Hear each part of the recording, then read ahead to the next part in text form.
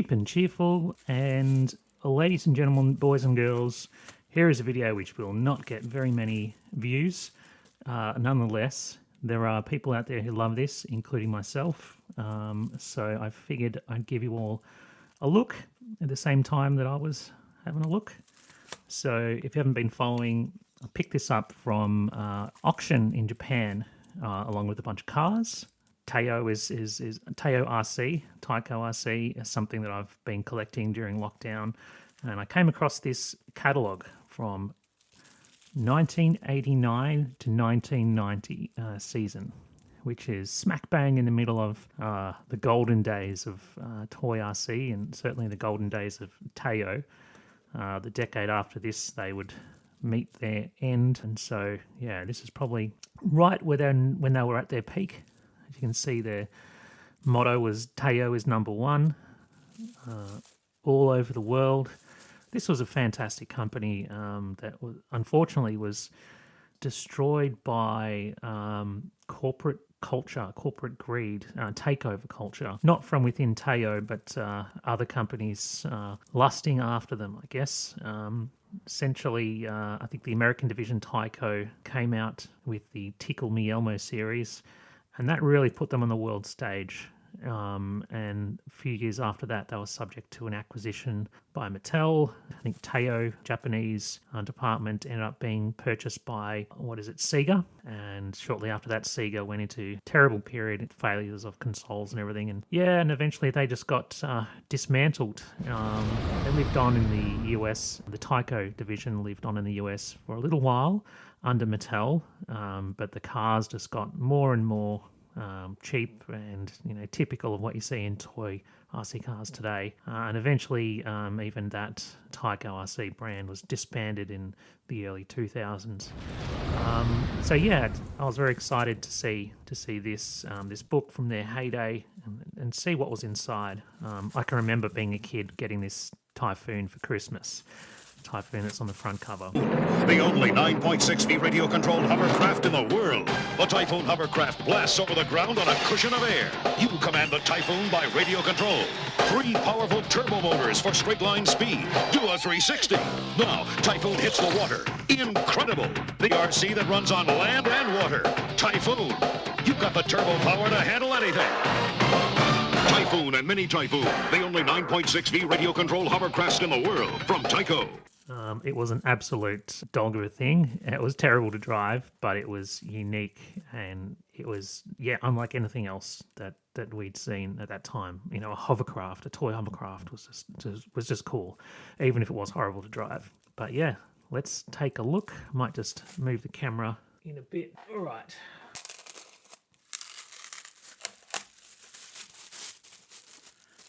Wow. TV, I guess, all over Japan. TV ad, yep. Exciting. Here we go. There's a white one. Yeah, I had the black one. I think most people had the black one. Didn't see too many white ones. I think I maybe seen a picture of one before, but 15 k's an hour is not too fast. The issue with these was that, there's no grip, there's no brakes, so you'd go forward and you'd stop on the controls, but it would just keep going. It was like you were on ice constantly, and you were just fighting this thing. You went forward and it would keep going, so you quickly turn, and when you turned, it just went like this, but then kept going. It was mad to drive. But it went on water, it went on grass, it went on concrete. This is one of these horrible. I hated this concept. I don't know why they did it, but every toy manufacturer did it at the time. They don't have steering. They just have going forward, and in order to turn, you had to go reverse. And in reverse, it kind of went back and turned. And so you're constantly doing this kind of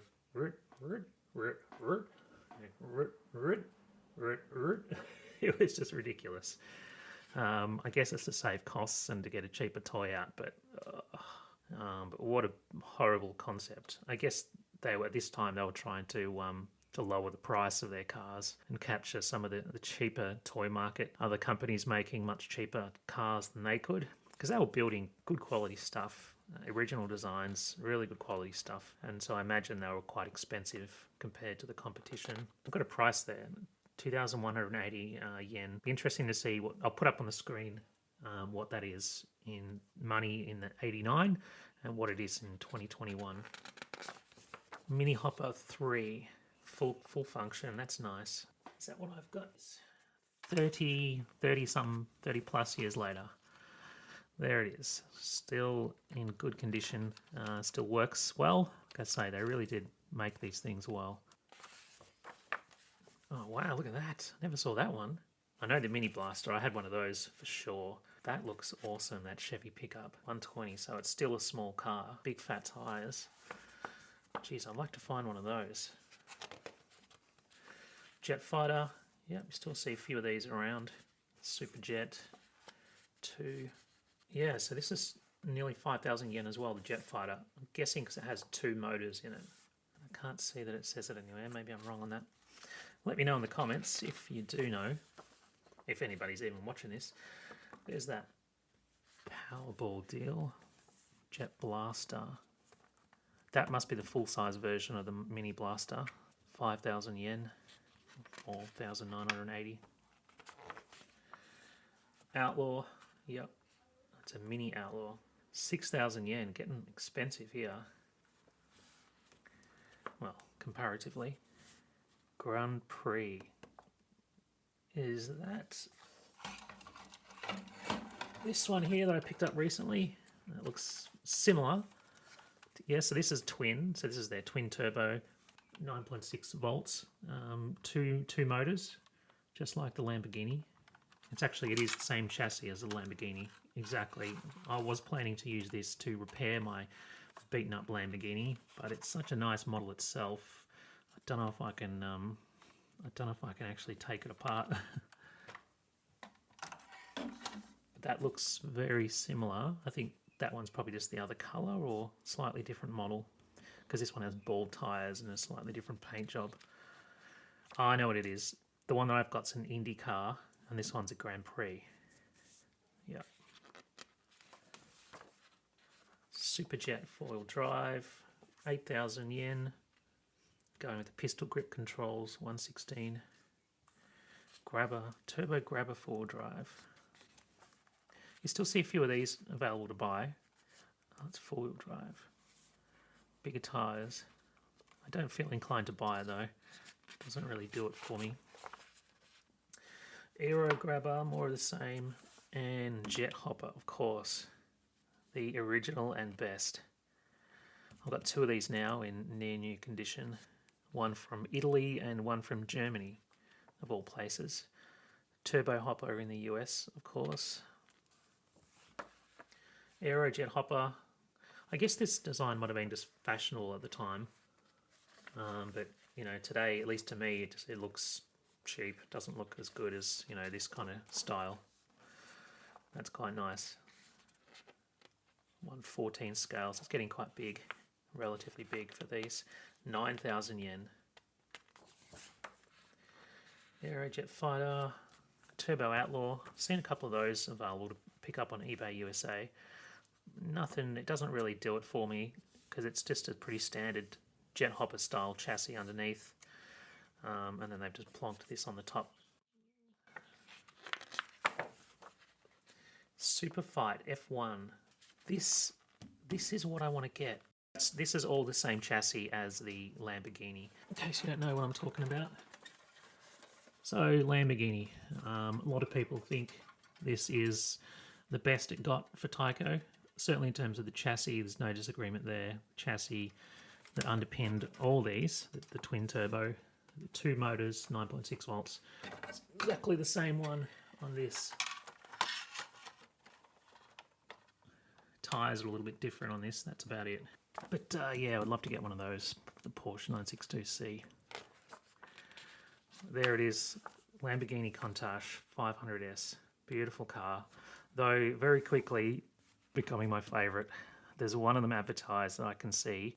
It's $850 Australian, which is a ridiculous amount of money. It's about, I don't know, 650 US. not including postage, and the postage will be $100 or so from Japan. Mint condition, very rare to see these. If you got one of these and you're prepared to offer me a reasonable price, I'll take it. I think that's beautiful. This is probably the epitome of, road cars, and this is the epitome of off-road cars, at least in my opinion. Yeah, she's a beauty. How much was that? 10,000 yen, 9,980. Same for the Lamborghini. Yeah, it definitely was the top of the line. Pretty much as good as they got. After this, they started really kind of weird stuff to appeal to kids that were more and more attracted to video games. Tantrum, new Tyco RC Tantrum, the meanest radio control.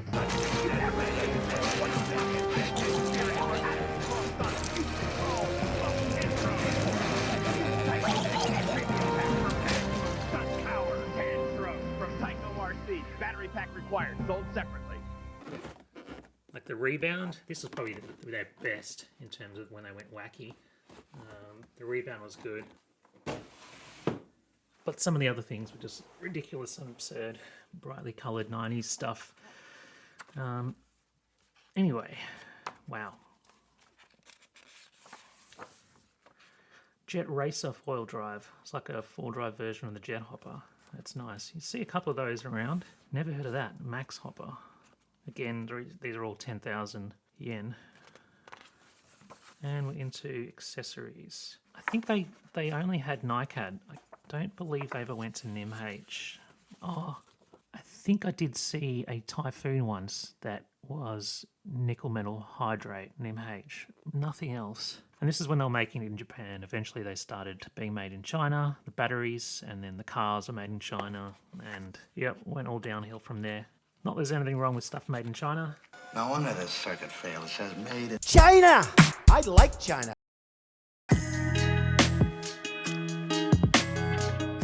These WPL cars are awesome. This is a very small one, obviously. But if you don't know about WPL, they're a very new toy company, small company in China. They started off making crawlers and things. They're just getting better and better. The suspension and the way they drive and everything is just top notch. Highly recommend it. They're not too expensive.